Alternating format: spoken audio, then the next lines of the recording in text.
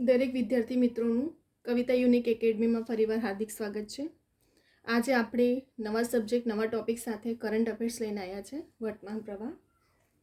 કેમ કે દરેક લેટેસ્ટ એક્ઝામોમાં કરંટ અફેર તો એવો ટોપિક છે, એવો સિલેબસ છે કે દરેક એક્ઝામમાં કમ્પલસરી હોય છે.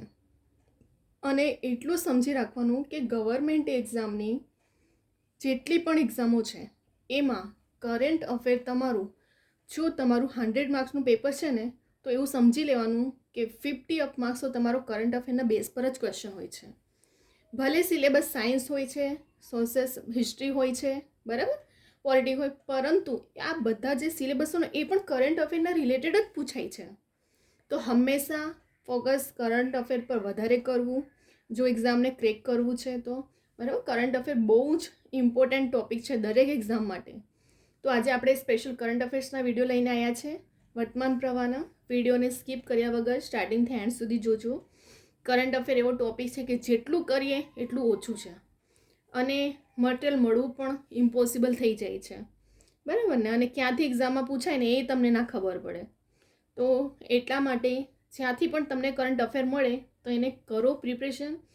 એક્ઝામમાં આજે નહીં તો કાલે પ્રિલિમ, મેન, રિટર્ન બધામાં તો કામ લાગવાનું જ છે તમે લખતી વખતે, બરાબર. તો હવે આપણે સ્ટાર્ટ કરીએ. સૌથી પહેલાં ફર્સ્ટ ક્વેશ્ચન પર જઈશું આપણે. નાટો સમિટ 2026 ક્યાં યોજાઈ હતી? બરાબર, આ લેટેસ્ટના આઈએમપી ક્વેશ્ચનો છે, ધ્યાન આપજો. નાટો સમિટ 2026 ક્યાં યોજાઈ હતી? તો ક્યાં યોજાઈ હતી? અંકારા, તુર્કીમાં. હવે પેપર સેટર તમને કન્ફ્યુઝ કરવા માટે શું કરશે? જુઓ, પેપરનું લેવલને થોડું હાઈ કરશે લોકો. અંકારા આગળ વર્ક્સ યાદ રાખવાનું છે, પાછળ તુર્કી જશે બધામાં, પણ તુર્કીના બીજા જગ્યાએ બધા હોય છે એ મૂકી દેશે. તમારા માઇન્ડમાં હશે ફક્ત તુર્કી, તો ત્યાં તમે કન્ફ્યુઝ થઈ જશો, બરાબર. આવી રીતે પેપર સેટર પોતાનું માઇન્ડ દોડાવતા હોય છે અને આપણે પ્રિપરેશન કેવી રીતે કરવાની છે એટલે માટે મેં કીધું છે કે વિડીયોને સ્કીપ કર્યા વગર એક એક વસ્તુને હાઇલાઇટ હું કરું છું કે કેવી રીતે ક્વેશ્ચનો લાસ્ટ યરના એક્ઝામોમાં પૂછાય છે, કેવી રીતે પેપર સેટર કન્ફ્યુઝ કરે છે અને આપણે કેવી રીતે પ્રિપરેશન કરવાની છે. તો અહીં નાટો સમિટ 2026 ક્યાં હશે? તો યાદ રાખજો, અંકારાના, તુર્કીમાં. ક્યાં યોજાઈ હતી? અંકારા, તુર્કીમાં. નાટોનું પૂરું નામ શું છે? તો નોર્થ એટલાન્ટિક ટ્રીટી ઓર્ગેનાઇઝેશન. શું છે? North Atlantic Treaty organisation.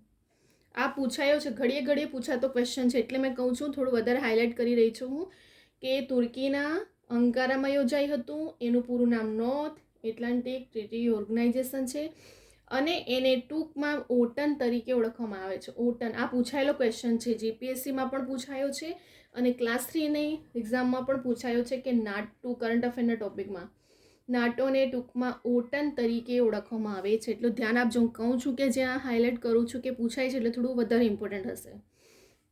Vibrant Gujarat regional conference મધ્ય ગુજરાતનું આયોજન ક્યાં કરવામાં આવ્યું હતું? બરાબર, વાઇબ્રન્ટ ગુજરાત રિજનલ કોન્ફરન્સ મધ્ય ગુજરાતનું આયોજન વડોદરામાં કરવામાં આવ્યું હતું. આ ગુજરાતના અંડરનો ટોપિક છે એટલા માટે પૂછાઈ શકે છે, બરાબર. વાઇબ્રન્ટ ગુજરાત રિજનલ કોન્ફરન્સ મધ્ય ગુજરાતનું આયોજન ક્યાં કરવામાં આવ્યું? વડોદરામાં કરવામાં આવ્યું. ઓર્બિટલ રોકેટ વિક્રમ-1 કઈ કંપની દ્વારા વિકસાવવામાં આવ્યું? હવે યાદ રાખજો, જે રીતે મેં તમને કીધું કે પેપર સેટર તમને એવું ખાલી આપી દેવામાં આવે છે કે સાયન્સનું ટોપિક છે, બરાબર. તો કરંટ અફેરમાં આને લેશે અને બીજું સાયન્સના સબ્જેક્ટમાં આને કાઉન્ટિંગ થાય છે, સાયન્સ એન્ડ ટેકનોલોજીમાં. તો આ ક્વેશ્ચન બંને રીતે આપણને યુઝફુલ થશે. મેં શું કીધું હતું તમને હમણાં કે 50% કરંટ અફેરના બેઝ પર હોય છે. ભલે હિસ્ટ્રી, રિઝનિંગ, મેથ અને દરેક સિલેબસ તો હશે જ, બરાબર, પરંતુ સાયન્સ અને પોલિટિક્સ અને તમારું જે કોન્સ્ટિટ્યુશનના પૂછાય છે અને બીજા હિસ્ટ્રીના, એ બધા ટોપિક મોસ્ટલી કરંટ અફેરના બેઝ પર હોય છે. તો એના પર વધારે ધ્યાન આપવું, બરાબર. તો ઓર્બિટલ રોકેટ વિક્રમ-1 કઈ કંપની દ્વારા વિકસાવવામાં આવ્યું? સ્કાયરૂટ એરોસ્પેસ દ્વારા.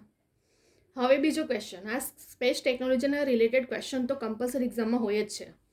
રોકેટ વિક્રમ-1ને લોન્ચ કરવામાં આવ્યું હતું. વિક્રમ-1 રોકેટ મિશનને શું નામ આપવામાં આવ્યું? તો મિશન આગમન. આ પૂછાઈ શકે છે, યાદ રાખજો. આઈએમપી છે, ક્વેશ્ચન પૂછાઈ શકે છે સાયન્સ ટેકનોલોજીને રિલેટેડ, બરાબર. મોસ્ટલી રોકેટ મિસાઇલના રિલેટેડ તો ક્વેશ્ચન પૂછાય જ છે. તો આ આપણો ઇન્ડિયાનું છે એટલા માટે થોડું વધારે આપજો ધ્યાન. રોકેટ વિક્રમ 1ને લોન્ચ કરવામાં આવ્યું હતું. એને શું નામ આપવામાં આવ્યું? તો મિશન આગમન નામ આપવામાં આવ્યું. બરાબર, શું નામ આપવામાં આવ્યું? મિશન આગમન. આંતરરાષ્ટ્રીય ચેસ દિવસ તો ક્યારે? 20 જુલાઈ. બરાબર, આંતરરાષ્ટ્રીય ચેસ દિવસ 20 જુલાઈએ. ફીફા ફૂટબોલ વર્લ્ડ કપ 2026નું આયોજન કયા દેશમાં થયું? બરાબર, ફીફા ફૂટબોલ વર્લ્ડ કપ 2026નું આયોજન અમેરિકા, કેનેડા અને મેક્સિકો. ક્યાં ક્યાં થયું હતું? તો અમેરિકા, કેનેડા અને મેક્સિકોમાં. ફીફાનું પૂરું નામ federation international day football association. બરાબર, એસોસિએશન શું છે? સૌથી પહેલાં તો રમતગમતના રિલેટેડ પણ ક્વેશ્ચન હોય છે. તો એક તો આંતરરાષ્ટ્રીય ચેસ દિવસ 20 જુલાઈ યાદ રાખજો, કેમ કે એ પણ રમતના રિલેટેડ છે. ફીફા ફૂટબોલ વર્લ્ડ કપ 2026નું આયોજન તો અમેરિકા, કેનેડા અને મેક્સિકો. ફીફાનું પૂરું નામ federation international day football association. બરાબર, અહીંયા જુઓ, federation international day football association. બ્રિટનના નવા વડાપ્રધાન એન્ડી બર્નહામ. બીજા દેશના પણ પૂછાય છે અમુક ક્વેશ્ચનો કે જે આપણા દેશના બહારના હોય છે, અને આઈએમપી આપણા દેશની સરહદના પડોશી દેશોના એવા બધા પણ ક્વેશ્ચનો પૂછાય છે. બરાબર, જીપીએસસીની એક્ઝામમાં એ ઇમ્પોર્ટન્ટ છે, અને તમને આવી ઓપ્શનલ રીતે ક્લાસની એક્ઝામમાં કરંટ અફેરમાં એ પૂછી શકે છે. બરાબર, તો ધ્યાન આપજો. બ્રિટનના નવા વડાપ્રધાન કોણ છે? તો એન્ડી બર્નહામ. કોણ છે? એન્ડી બર્નહામ. વિશ્વનો સૌથી મોટો દહીં ઉત્પાદન પ્લાન્ટ. જો આ પૂછાઈ શકે છે એટલે મોસ્ટ આઈએમપી યાદ રાખજો, કેમ કે આવું જો કોઈ ટોપિક હોય ને તો એના પર વધારે ફોકસ કરવામાં આવે છે કે વિશ્વનો છે, આ વિશ્વનો સૌથી મોટો છે. યાદ રાખજો. વિશ્વનો સૌથી મોટો દહીં ઉત્પાદન પ્લાન્ટ કયા રાજ્યમાં વિકસાવવામાં આવ્યો? તો પશ્ચિમ બંગાળ.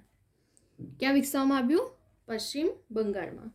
બેસ્ટ ફિલ્મનો એવોર્ડ તો આર્ટિકલ 370. બરાબર, બેસ્ટ ફિલ્મનો એવોર્ડ આર્ટિકલ 370. જે વસ્તુ વિશ્વમાં, ગુજરાતમાં કે પછી ભારતમાં કંઈક નવું કર્યું હોય, કંઈક મોટું હોય, સૌથી યુનિક હોય, તો એ વસ્તુ પર વધારે કરંટ અફેરમાં ફોકસ કરવામાં આવે છે. બરાબર, તો વિશ્વનો સૌથી મોટો આ દહીં ઉત્પાદન પ્લાન્ટ છે, જે ક્યાં છે? પશ્ચિમ બંગાળમાં. અને બેસ્ટ ફિલ્મનો એવોર્ડ જો આ વખતે કોને મળ્યો છે? તમે કહેશો મેમ આર્ટિકલ 370. એ 370 જે આર્ટિકલ છે આપણું, એના પર બેસ્ટ ફિલ્મનો એવોર્ડ મળ્યો છે. ક્લિયર આટલું? બરાબર, આપણા 12 કરંટ અફેરના ક્વેશ્ચન જોઈએ. હવે એકવાર આપણે ફટાફટ રિવિઝન પણ કરી લઈશું. બરાબર, કરંટ અફેર હંમેશા યાદ રાખજો કે તમે જેટલું કરંટ અફેર કરશો ને એટલું તમારા માટે એક્ઝામમાં સારું હશે. કરંટ અફેર આપણને બે રીતે બેનિફિટ થાય. એક તો પ્રિલિમમાં ઓપ્શનલમાં પૂછાય. બીજું, તમે રિટર્ન એક્ઝામ જ્યારે આપતા હોય ક્લાસ 1, ક્લાસ 2, સુપર ક્લાસ 3ની, બરાબર, તો એમાં રિટર્નની એક્ઝામમાં પણ લખવા માટે તમને આવા બધા કરંટના જો પોઈન્ટ તમે જેટલું મૂકશો ને એટલું વધારે તમારું ત્યાં માર્કિંગ સ્કોર મળે છે. એટલું યાદ રાખજો. બરાબર, તો કરંટ અફેર એવો ટોપિક છે કે જ્યાં તમને કરંટના બહુ જ ઇમ્પોર્ટન્ટ 50%નું માર્ક્સનો એવરેજ તમારું કરંટ અફેર પર હોય છે. બરાબર, તો એટલા માટે જ મેં કીધું છે કે એવું નથી કે ફક્ત એક એક્ઝામમાં તમને યુઝફુલ રહેશે. એમ પણ જો આપણે ન્યૂ જનરેશન છે તો દરેક સ્ટુડન્ટને ખબર હોવું જોઈએ કે આપણા કરંટમાં દેશમાં શું થઈ રહ્યું છે. બરાબર, ફટાફટ જીકેના રીતે પણ તમને ઇમ્પોર્ટન્ટ છે જ આ ટોપિક. ફટાફટ આપણે એક વખત રિવિઝન કરી લઈએ. નાટો સમિટ 2026 ક્યાં યોજાઈ હતી? તો અંકારા, તુર્કીમાં. નાટોનું પૂરું નામ શું છે? તો નોર્થ એટલાન્ટિક ટ્રીટી ઓર્ગેનાઇઝેશન. નાટોને ટૂંકમાં બીજા કયા નામે ઓળખવામાં આવે છે? તો ઓટન. વાઇબ્રન્ટ ગુજરાત રિજનલ કોન્ફરન્સ મધ્ય ગુજરાતનું આયોજન ક્યાં કરવામાં આવ્યું? તો વડોદરામાં.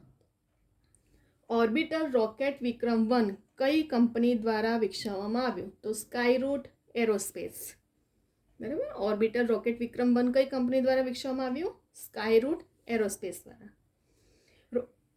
રોકેટ વિક્રમ 1ને લોન્ચ કરવામાં આવ્યું હતું. આ વિક્રમ 1 રોકેટનું નામ શું આપવામાં આવ્યું?